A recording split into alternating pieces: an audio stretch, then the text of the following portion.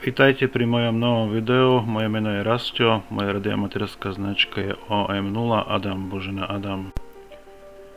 Takže dnes som sa rozhodol ísť na potu do Hanušoviec nad Topľou.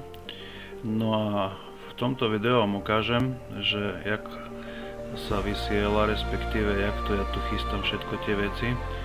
Takže prvé čo, samozrejme dojsť do cieľa, no a povyberať všetko z auta.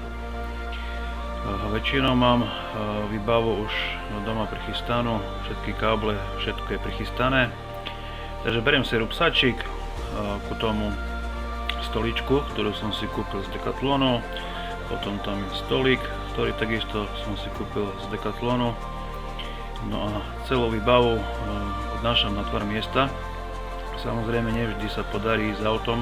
Je málo takých pod, že by som sa mohol dostať tam aj s autom. Takže všetko si musím odniesť. Sice nie je to tak ďaleko, že by to bola nejaká strašná diaľka, ale je to fajn mať stolík a samozrejme aj takú stoličku, na ktorú by som si sadol. Takže už keď si rozložím ten stolík, začínam s rozkladaním stoličky, no a potom postupne si rozkladám ostatné veci. Tento park sa mi páčil veľmi, je to krásny kaštieľ, na Slovensku je strašne veľa takýchto kaštieľov, hlavne na východnom Slovensku, aspoň tu som prešiel. Takže je možnosť vysielania na veľa QTH, na veľa pôd. No, teraz si povyberám všetky veci, ktoré potrebujem ku vysielaniu. To znamená, že vysielačku, ďalej potrebujeme anténu, káble, protiváhy, takže všetko si povyberám z rúbsaka. Samozrejme doma som to kontroloval, ale stále sa stane, že sa stane nejaká nehoda. Teda keď sa mi tu podarilo, keď som meral SVR-ko, no a pri meraní SVR-ka som zistil, že SVR, respektíve PSV, pomer stojatých vln, som mal 80. Takže to bolo zaujímavé, no a treba samozrejme rozpliesť kably. No a tu už je moja výbava, ICOM 706, MK2, G, kupoval som ho z Japonska priamo, lebo tu na Slovensku sa nedalo zohnať veľmi, takže kupoval som ho z Japonska, no tak dúfajme, že bude dlho slúžiť, zatiaľ to je výborná stanička, bez problémov funguje, je tam 100 W na krátkych vlnách. No, pripájam si aj batériu, ktorú som kúpil z AliExpressu. Je to LiFePO 4, 20 A. Výborná batérka, veľmi dobre drží na 100 W vyše hodinu. Bez problémov, napätie klesa možno, že na nejakých 12,7 V, plne nabitá je 14,1. No teraz idem si rozložiť anténku, takisto AliExpress.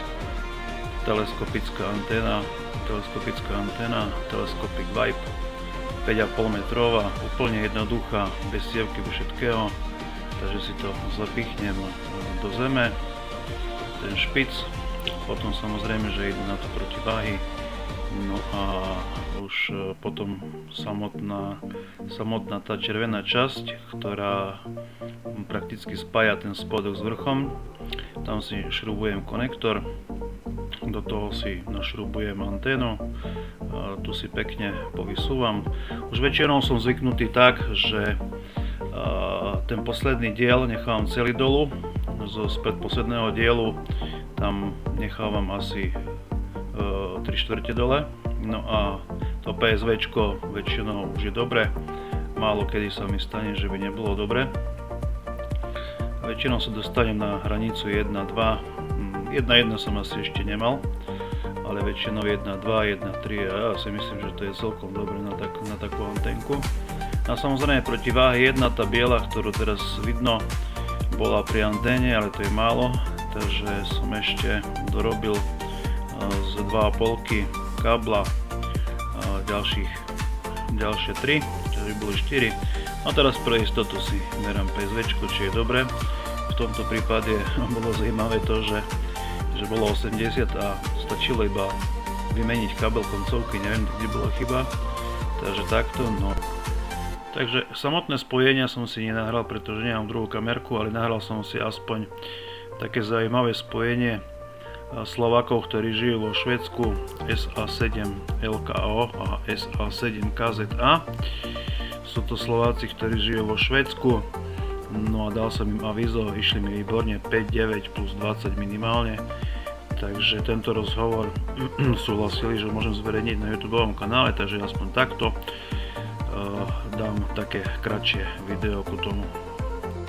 Tak to som veľmi rada, že si našiel také dobré miesto. Dúfam, že tam máš teplo, lebo u nás je chladno, tak som si tak práve vravela byť na fote niekde v zime, tak to je celkom taký akože výkon. Že svíti slnko, hej, aj sme dosť počuli, že si mal pekný pajlatík, tak som akorát vravela tiež, že tak v dobrom závidím, že to je taký trošku adrenalín, tak som rada, že si mal tomuto spojení OM0 ABA SA7 LKO. Všetko pobraté SA7 LKO, to je OM0 Adam Božena Adam. Asi, no nevždy to vyjde, ale akože dobrá lokalita, to je veľmi dobre, sa to dobre vysiela. Za začiatku som mal taký problém, neviem ako čo sa stalo, dal som kábel dnu a mal som 80 PSVčko, zvierko. Tak som normálne bol až hotový z toho, tak som prehodil koncovky proste z jedného do druhého, potom to skočilo naspäť, neviem čo sa stalo. Ale už to ide, pekný pajlapik, áno, samozrejme. Krásne to išlo dneska, okolo 90 staníc mám zatiaľ urobených. DX nemám žiadny, zatiaľ sama Európa, ale aj tak to je výborné, teším sa z toho spojenia. Dobre, no tak to je veľká gratulácia a ešte sa chcem opýtať, že na akú anténu ideš? No ja mám tu čínsku teleskopickú anténu, prakticky to je iba teleskop 5,5 metrový. Bez sievky, bez všetkého, zapichne sa to do zeme, mám tam 4 protiváhy 5,5 metrové na tom, no a viem si to zladiť na tých 20 metrov zhruba, je to primárne určené, by som povedal. Neskúšal som iné frekvencie, lebo aspoň čo som skúšal takto dávať hore dolu, to ako nešlo. Takže na tých 20 metrov obyčajná teleskopická anténa bez všetkého, 10 metrov káblu, no a ICOM 706, MK2, batériu tu mám LiFe po 4, 20 A, takže ide to parádne. SA7 LKO, to je A tá anténa je JPC12? Ešte raz. Či to má označené JPC12? No, to je podobné jak JPC12, ale to je úplne 40 eurová anténa zhruba. Takú čiernu to má, jak keby cievko, ale to nie je cievka, to je len prepojenie. No a však ja potom môžem ti poslať link. Ja budem dávať aj video určite na YouTube. Môj YouTubeový kanál je moja značka, takže potom si môžeš pozrieť a bude tam aj tá anténa a všetko. Takže taký úplne jednoduchý teleskop, zapichnutý do zeme, vertikál 5,5 metrový. Dobre, tak to som rada, to sa pozriem, lebo neviem, či tam sú nejaké lavičky, či solo sa dá vysielať, alebo ináč, alebo či z auta. No a my sme práve tú JPC12 kúpili a tiež by sme už chceli, keď už sa trošku umudrí počasie vyskúšať, tak si nás tak ako naladil, že už čakáme, až ten snieh tu opadne. OM0, Adam Božena Adam, SA7 Ludvíka Leoco. Jasne. A tu už nie je ani po snehu, ani stopy. Aj hovorím, že dneska ako slnečko vyšlo. No a ešte bolo taká zaujímavosť, že keď som vysielal, tak mi jedna stanica, už neviem, ktorá hovorila, že počuje zvony. Takže hovorím, že že blízko kostol je. Takže taký bol prekvapený, taký milo potešený, asi by som povedal. Takže taká zaujímavosť. Hej, tak to je dobré. A vlastne kostol, neviem, či tam je blízko,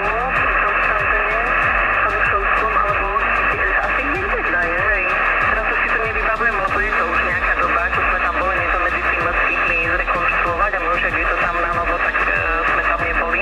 Ale tak určite si urobíme v lete výlet a tiež to tam vyskúšame, či je to dobré miesto.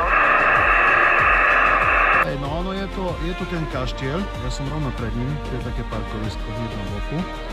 No a asi 100 metrov odo mňa hneď vidím tú vežičku toho kostola, takže to je to spojené. Ten skanzen je asi dolu sa mi zdá a tu je ten kaštiel hore, takže ja som rovno pri kaštieli. hore v tom parku. SA7LK, to je OM0 ABA. Dobre, no tak ďakujeme za informácie, práve vidím, že už sa tu niekto ladí, takže už to trošku vypadáva. Tak každopádne sme veľmi radi, že sme ťa počuli, že si nám tak dvihol náladu aj že sa ti dobre darilo, tak máme z toho radosť a sa budeme počuť čoskoro. Radšej ja sa ešte spýtam, aby som si bol istý, ty ideš teda z auta, hej, vysielaš? Nie, ja tu mám rozložený stoličku, zapichnutú anténu a jak hovorím, ja dneska postriham to video a môžete pozrieť potom kľudne na mojom YouTubeovom kanáli OM0 ABA, hej, značka moja. Takže uvidíš presne, že aká výbava, všetko tam je. Normálne stolík mám taký kempingový stôl, tu mám kempingovú stoličku a tu som rovno v tom parku, v tom takom okrúhlom kúsku, takže to si vysielam.